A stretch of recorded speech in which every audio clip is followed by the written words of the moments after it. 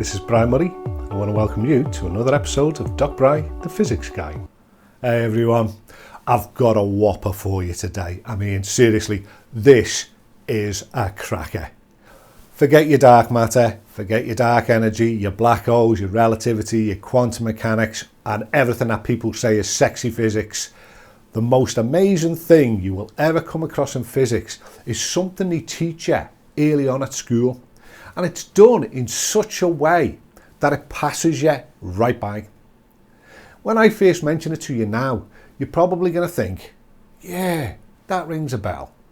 And this thing is incredible, and I'll tell you why shortly. But have you ever had something happen that didn't seem like a big deal at the time, but when you look back, it was one of the big events of your life? See, this story starts years ago when I was a student. I lived a summer in a house owned by a man called Mr. Riemann, an Indian guy, a retired teacher. He'd moved to England in the 1960s and settled in Nottingham. And he was the most amazing man. He used to come round and we'd chat and he'd tell me stories of India and his life and pretty much anything that came to mind. As I've mentioned elsewhere, I grew up in Liverpool, which is a port near England, and it was predominantly Christian. You were either a Catholic or a Protestant. That was it. At least, that was the way it seemed to me. Now, Mr. Riemann told me all about the Buddha, the enlightened one, and his life and how he'd become awakened and so on. Now, the reason I mention this is because I was struck by the idea of enlightenment. See, the Buddha came to see things in a different way to others. The idea is that the Buddha is like awoken to the true nature of reality and sees the world as it is.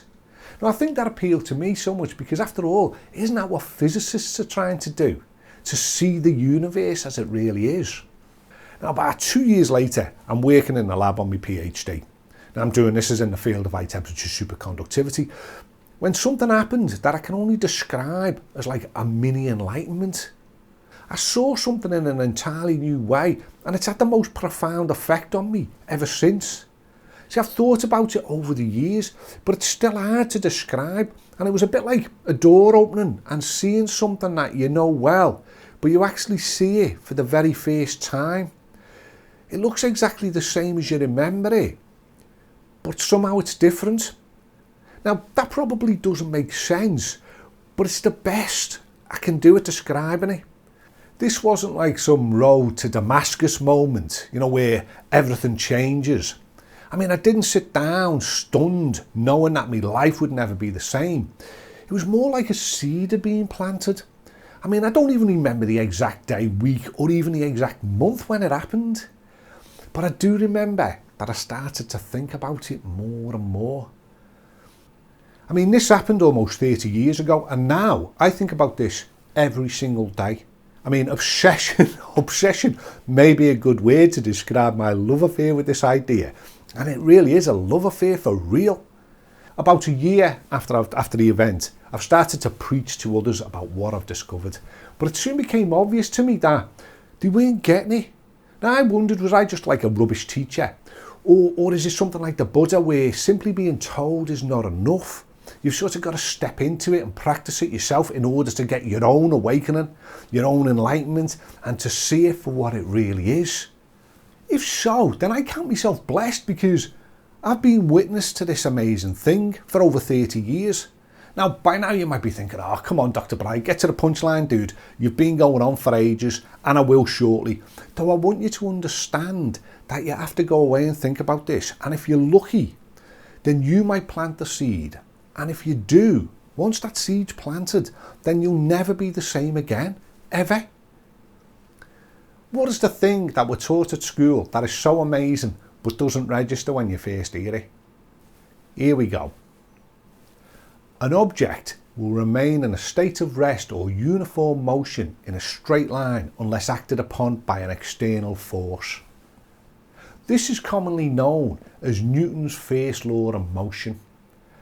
I was forced to learn it like a load of kids when I was about 14 years old, and I think part of the reason it just rolls by us is because we're forced to learn it. But let's take a look at this fella. An object will remain in a state of rest, and we jump to the end bit, unless acted upon by an external force. Okay, that seems fair. If you don't give something a shove, then it'll just sit there for all time, minding its own business. Give it a shove and it'll move. It's the next bit though. This is the thing. Get on this. Open your mind to this, fella. Uniform motion in a straight line unless acted upon by an external force. If you give me a push out in space, I'll travel away from you and my speed won't change. I'll travel away from you at the same speed forever. Not just an hour or a day or a month. Forever. Unless I fall into a gravitational field of a star or crash into a planet, I'll go on forever and ever. I'll die and my body will travel off through space forever. Long after the sun has died and the earth's gone, I'll still be travelling in a straight line at the same speed. That's the first thing. I just keep going forever. I mean, I will not stop, ever. The second is this. If you gave me a push when I was asleep, I'd wake up and I'd have no idea how fast I'm travelling. In fact, I wouldn't know for sure if I'm moving or the entire universe is moving and I'm stationary. I could be going at 1 mile an hour or 100,000 miles a second. I wouldn't know. Now, how can that be? How? I mean, what does that tell us about this universe? That I'll travel in a straight line forever. And secondly, that I might have no idea what speed I'm going. Now, why is this important? See if you can get your head around this one, okay? Now, on the 15th of October 1991, a particle was detected by the Fly's Eye detector in Utah. This particle was travelling at almost the speed of light. We think it was a proton, right? And it had as much energy as a baseball travelling at about 60 miles an hour. One little tiny proton, right? So let me see if we can put that into something that we can sort of understand. Now, I weigh about 100 kilos, 220, right? If I was travelling that fast, I would have around 20 times the amount of kinetic energy that the entire Earth has moving around the sun at the speed it does, right? This is a massive amount of energy, and yet I wouldn't know that I was moving that fast or that I had that much energy. Now, how can I carry that much juice and not know? Seriously? I mean, forget dark matter, dark energy, black holes, relativity, quantum mechanics, and all the sexy physics that people talk about. An object will remain in a state of rest or uniform motion in a straight line unless acted upon by an external force. If the seed of that miracle gets in your head, you'll never look at the universe the same again. This is Dr. Bry, the physics guy.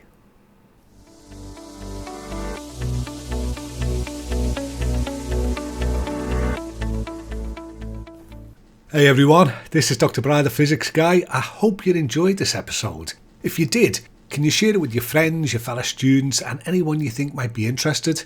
That'd be great, and you'd be doing me a massive favour. Subscribe now so that you don't miss out on the latest episodes and news, and check out my website right now at drbry.com. That's drbry.com. And for a limited time, I'm giving away the first part of my 7 ingredients course. It's absolutely free. There's almost 40 minutes of free video explaining the course and why you have what it takes to do physics and how it can change your life forever. And there's also a free download that you can keep. All the details are on my website. I'm also on YouTube, Instagram and Facebook, and all the details are there on drbry.com, drbry.com. I look forward to seeing you soon.